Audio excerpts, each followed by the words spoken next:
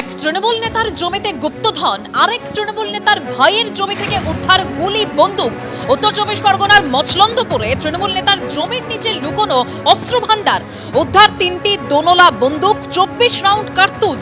একটি ব্যাগে করে মাটির তলায় পুঁতে দেওয়া হয়েছিল এই বন্দুক আর কার্তুজ। বুধবারই তৃণমূল নেতার ভাই সুজিত সাহার বাড়ি থেকে 27 লক্ষ টাকা উদ্ধার হয়। আগেই সুজিত সাহার বাড়ি থেকে উদ্ধার হয়েছিল 660 রাউন্ড গুলি। তৃণমূল নেতা অজিত সাহার ভাইয়ের বাড়ি থেকে উদ্ধার হয়েছে 190টি দলিলও। গোবরডাঙ্গা ও মচলন্দপুরে প্রচুর জমির মালিক এই সুজিত সাহা, খবর সূত্রের।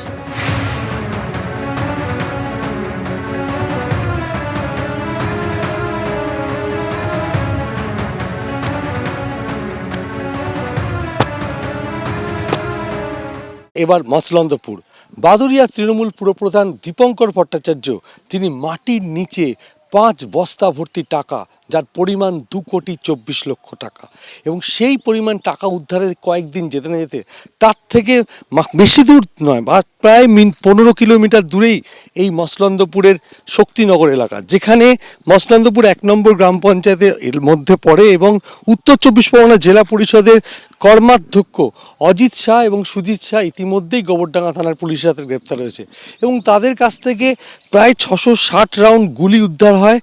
এই ঘটনায় তদন্ত করতে গিয়ে পুলিশ জানতে পারে যে এই যে বিঘার পর বিঘা জমি সুজিত শাহ কিনে রেখেছিলেন এবং পাঁচিল দিয়ে ঘিরে রেখেছিল, সেই জমির ভেতরে একেবারে মাটির নিচে চাপা দেওয়া অবস্থায় ব্যাগ ভর্তি 3টি দোনলা বন্দুক এবং 24 রাউন্ড কার্তুজ উদ্ধার হয়েছে।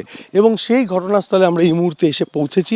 এই যে জায়গায়, সেখানে এই অস্ত্র উদ্ধার করা হয়েছে গতকাল, এবং এলাকার বাসিন্দারা তারা যেটা বলছেন যে তারা জানতে পারেন এবং পুলিশকে খবর দেন, সেই মতো গতকাল মাটি খুঁড়ে ব্যাগ ভর্তি 3টি দোনলা বন্দুক এবং 24 রাউন্ড কার্তুজ উদ্ধার করা হয়।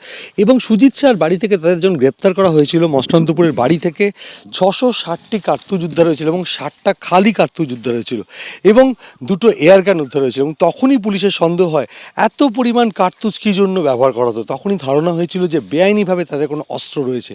আর স্থানীয় সূত্রে খবর পেয়ে গতকাল এখানেই তল্লাশি চালিয়ে 3টি দোনলা বন্দুক একটি ব্যাগের মধ্যে ভরে রাখা ছিল, এবং 24 রাউন্ড কার্তুজ উদ্ধার করা হয়েছিল।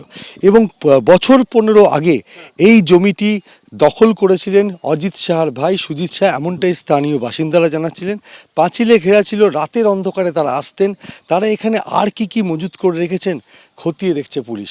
তবে এই তৃণমূল নেতা এবং তার ভাইকে গ্রেপ্তার করার পর প্রথমে 27 লক্ষ টাকা, 660 রাউন্ড কার্তুজ উদ্ধার হলো, তারপরে বেআইনিভাবে মজুত রাখা অস্ত্র মাটি খুঁড়ে উদ্ধার হলো। এই ঘটনায় রীতিমতো চাঞ্চল্য ছড়িয়ে পড়েছে মচলন্দপুর এলাকায়। ক্যামেরায় শুভঙ্কর লাহার সঙ্গে সমীরণ পাল, এবিপি আনন্দ, উত্তর চব্বিশ পরগনা। এবিপি আনন্দ, এগিয়ে থাকে, এগিয়ে রাখে।